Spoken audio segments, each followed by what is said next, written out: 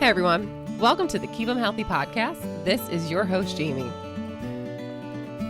We are locked in on season 4. This season is going to be full of curiosity, learning, and great conversation. If this show is helpful to you, please share these episodes and follow this podcast on your podcast apps. Thank you so much for listening. Let's get this conversation started. Hey listeners, today on my show, I have Stella Falkner. She has founded Dowa. It's an app that ensures all mothers that they have access to resources, support, and education because mothers need to protect their well-being and it needs to be protected without any fear or any judgment. Stella, welcome to the show. Thank you so much for having me, Jamie. I'm excited to be here.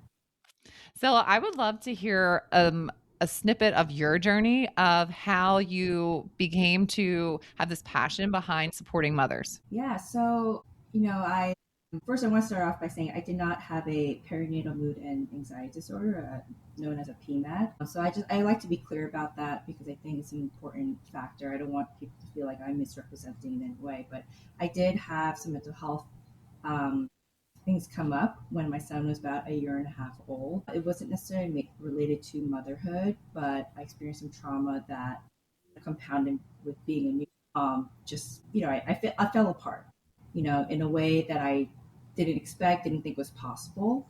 Because I'm also a very type A person. But luckily, a good friend of mine who's also a mom noticed something was off just from text messages, and she found me support at place called the Motherhood Center in New York. They're a very unique place. They offer therapy just for moms, and they have a program called a partial hospitalization program, also known as PHP or day program, where if you're a mother who's either pregnant or has a child up to 3 years old, you're eligible to go into this program with other mothers there.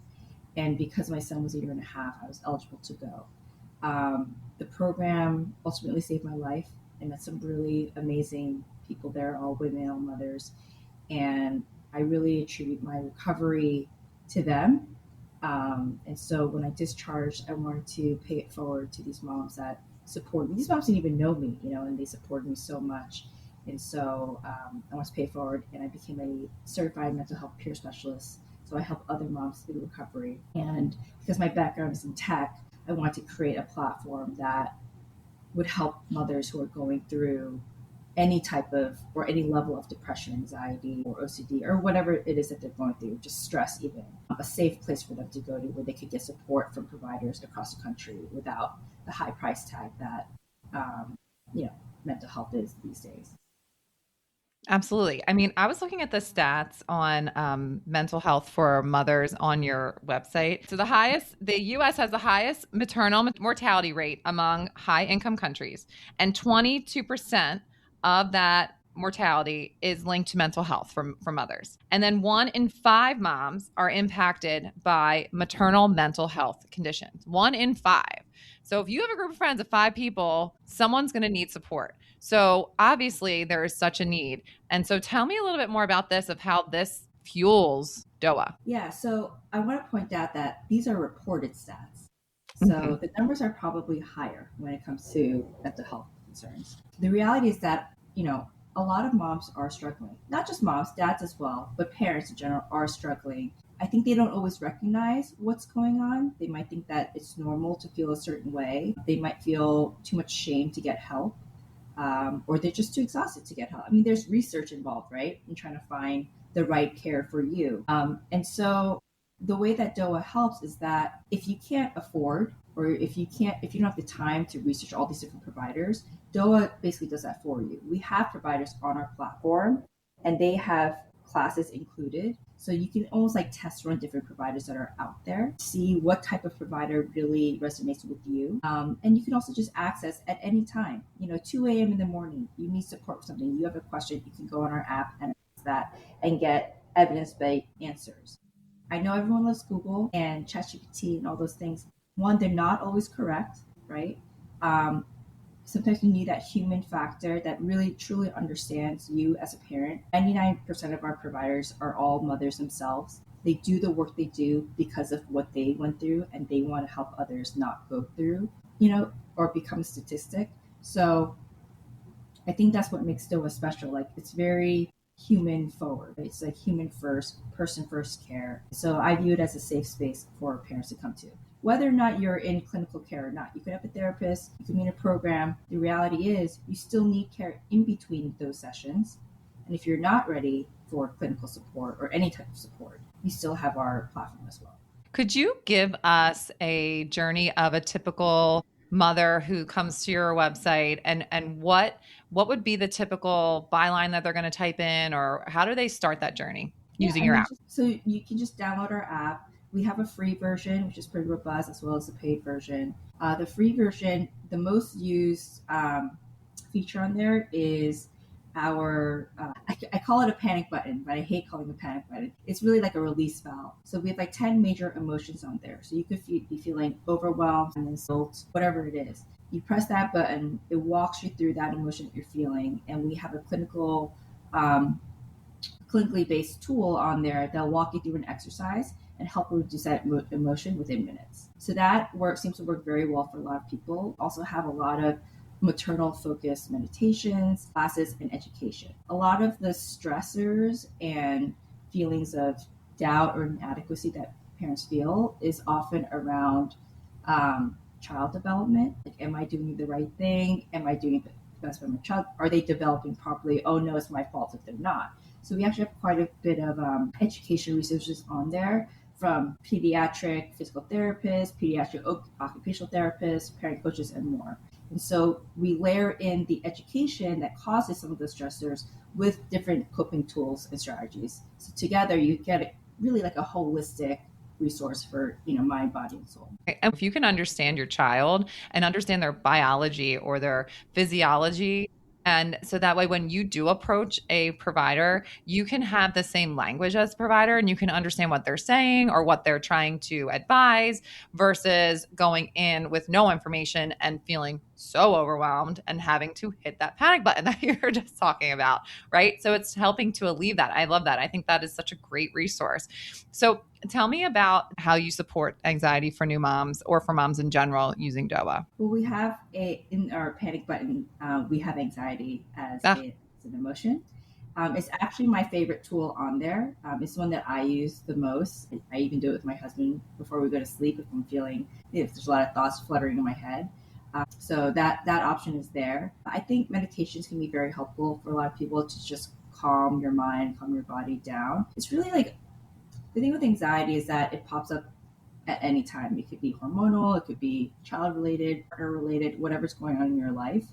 Doesn't mean that what you're feeling or experiencing is necessarily based on fact, but it is true because it's happening to you, right? So I think, at least for me, what's worked for me is that understanding my triggers, right? Doing a lot of exercises of reactionary or fear-based, like how I react to things, and understanding why I'm reacting to things has really helped me kind of dampen the anxieties that I feel as a mother, parent, woman, whatever it is, right? Because you can feel anxiety as a parent, but you can also feel anxiety as just like who you are in this world now, right? A lot of moms, they have careers or had careers. It's like, who am I now?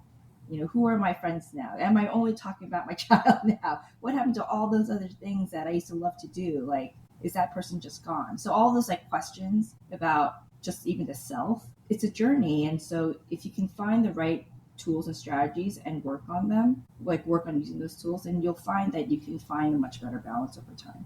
It's not gonna be perfect, but it's very helpful. Well, it's a resource for the journey, so you're not on it alone, whether it's another person or whether it's the education or whether it's the tools of the meditation. Those are things that are going to make you feel less alone. And isolation in motherhood is very common because you think nobody wants to hang out with me and my baby. They don't have babies yet, or I can't bring my baby to the office. So it's not like I'm hanging out with my office people anymore. And all of a sudden, a lot of your day-to-day adult interaction changes to baby mom interaction, which is a different dynamic, and it doesn't meet certain needs that you didn't realize you had because they never were a big need yet, right? So you always were talking to people at work, or you had your routine of the day where you were seeing other adults. And so then all of a sudden the baby and you are just one-on-one time all day, and you're like, oh man, I'm not fulfilled. And then you feel the guilt. It spirals, right? because you're like, all I wanted was this baby. And so do you hear a lot of stories like that as well? Oh my gosh, so much. Especially the ones who struggle to have a child. I Okay. feel this immense amount of like guilt of like, I wanted this. Why am I not just jumping for joy every single day? And it's like, because you're a human being, because it's hard. You know, you could want this child. Of course you want this child. Of course you still love this child so much. And you can also feel doubt, you know, feel like this is too hard. You can still miss your old life. Like that's totally okay. But because you want this for so long, you feel guilty about feeling the way that you do. And that's something I feel like we need to really nip in the bud, right? And I think another factor is that you talk about being isolated with your child. The ones like that's one aspect of it. But then you also meet other moms with babies. And that's like a whole new, like, different ball game, right? Because now you're like seeing comparisons and you might feel, oh, is this person judging me? Is this a safe space to say certain things? Like that's a whole other factor there. And so that brings up another layer of stress and anxiety. So there's almost like a no win-win situation sometimes. Some moms are really lucky. They find, you know, their quote unquote tribe of people where all the values are the same. You know, you think about, you know, raising a child the same way, about your work-life balance or whatever that is. Like everything's aligned, and that's great. But the reality is, like, for most people, that's not the case, right? You just meet someone in a mom group in your neighborhood, and they just happen to be in the same, like, birthday range of your child.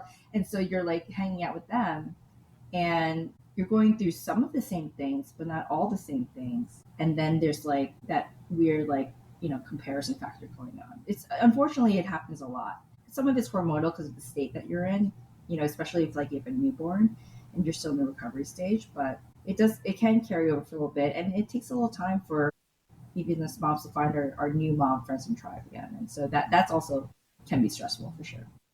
That's stressful. It's vulnerable putting yourself out there to see, like, can we be friends, you know, and are they going to like me? It is. It's very vulnerable, but it's so important. I think community is such a huge factor in raising your kids because there's so many questions, there's so many unknowns, there's so many turnarounds. And then don't even get me like talk about like taking care of the kid, but then your marriage changes. And so that changes because you can't give your spouse the 100% attention that you used to.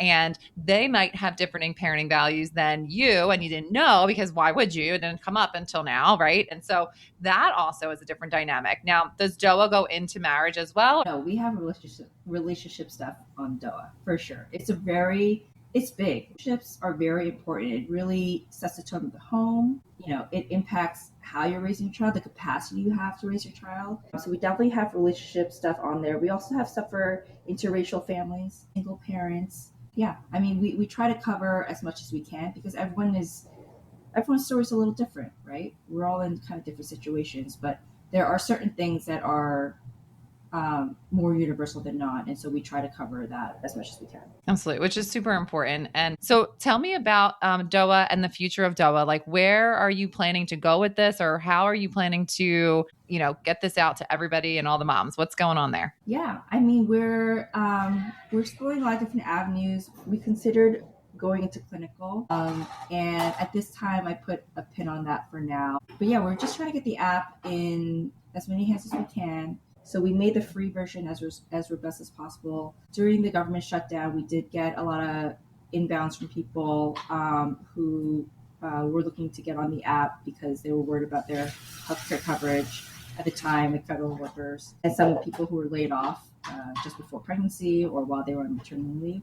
And we gave a bunch of free memberships out then. Ideally, I would love to try to make this free for everyone. I just think that, like, people should have access to resources as much as possible, especially given the numbers here in the States. So I'm kind of working on that right now to figure out how to open it up to everyone. That is a big task, but it's a task that I think from the passion behind your story and behind like what is going on and mothers needing support and education and community, it is so important. And just to get the word out there and into hands of people that, like you're saying, may not have that financial resource so that they can live the best version of their motherhood as possible in whatever that needs to look like for them. So this is awesome. I wanted to ask you, Stella, about, so when you go on the Dowa app, When it goes to the providers, how does a provider get assigned to you, or what is that situation? So a provider doesn't necessarily get assigned to you. You just have the ability to explore. If you want to reach out to them, again, all their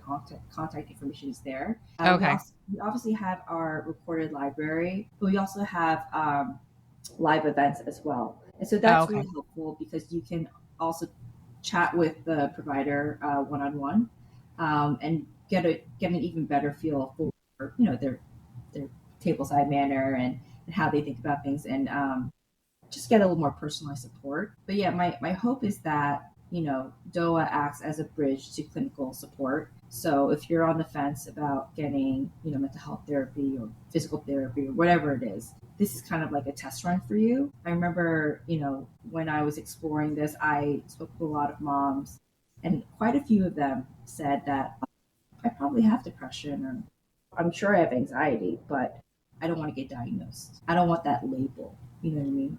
So there's a lot of parents who just are not ready to go through that process. And so to me, DOA is like that first step. And if and when you're ready, we can help you get to the next step. We can help you find a provider for you. And I've done that as well. I've had people reach out like, this person really needs support right now. Do you know any providers who take this insurance in this area, whatever? And I've gotten them three resources that they can reach out to do that, and prep the providers as well. Okay, so when you're on the Dowa app, you'll be able to find providers in your area. Is that what you're saying? Or you're just saying that you have a list of providers already on there, and then hopefully someone can sync up to, and if not, you can reach out and like ask for further The latter. information. Yeah. The latter, yeah. Because we don't have every provider on there. Right. And Obviously. People, you need your insurance and all that stuff. So, I just do that. If someone reaches out, if they can't find a provider on our list, then I'll go out and reach out to our network and help them find someone. That's awesome, because it's important, especially even for this podcast. I do my best to have local people on, weave them in, because the listeners that are in my area are the majority. The mothers are the majority that live in the radius of, 10 miles from here. And so it's like, okay, if I'm going to drop this information, I would love to send you to a person that could specifically help you in that way, using the information you learn. You're like, this is exactly what I'm going through. This is where I need to go. And then you have an immediate resource where you could call that number of the doctor and go right there and be seen, whatever soon, but it's in your area. And I think there's something to be said about that, because there's a comfort of being able to go in person for sure with a provider, especially when you are struggling being at home. You're like, I need interaction, right? So I love that. I think that's an important piece to a lot of people's puzzle, is finding that provider that they're comfortable with, but is also accessible. Yeah. And it's a big hurdle to getting care, right? Like you might say like, okay, I'm ready. I need help. I'm ready. But now you have to go like find this person and maybe interview a bunch of different people. And like, and if you're already caring for your children, you're stressed out at work, like whatever's going on in your life, a lot of times people are gonna be like, oh, maybe tomorrow. I don't have the energy right now. I don't have the energy right now. I have to buy like new bottles for my child, or whatever it is, right? So they push it off. Like we tend to push off things that we need for ourselves as mothers. So we're saying, hey, we can help you with that, right? Like just send us one line of what you need, your background or whatever it is, or your insurance name, and we'll help find that person for you that we know is, empathetic and a wonderful person, and will understand your story. And so, I know for myself, like I want to find an Asian American, preferably Korean American provider. Very difficult, especially that's specific to maternal health. I could not find one, right? I ended up going with someone else that I found, but it's not to say they don't exist. I just couldn't find one in my time frame, right? So that's the kind of thing where like it would have been really helpful, right? You don't have to explain like my cultural background. And it goes for many people of color, or even if you just like went through a certain type of birth trauma, there are providers who understand that. They went through birth trauma as well. So maybe, talking to someone like that might be more beneficial for you. I don't know. But again, these types of preferences do matter to some people, do help with potentially faster recovery. So I just think connecting people to those types of people is important. I agree. I think there's something to be said about having a connection in a story and having that empathy and sharing in that empathy together. Hearing, not to say that the provider's story is going to be more traumatic than yours, but hearing that you're not alone in the experience.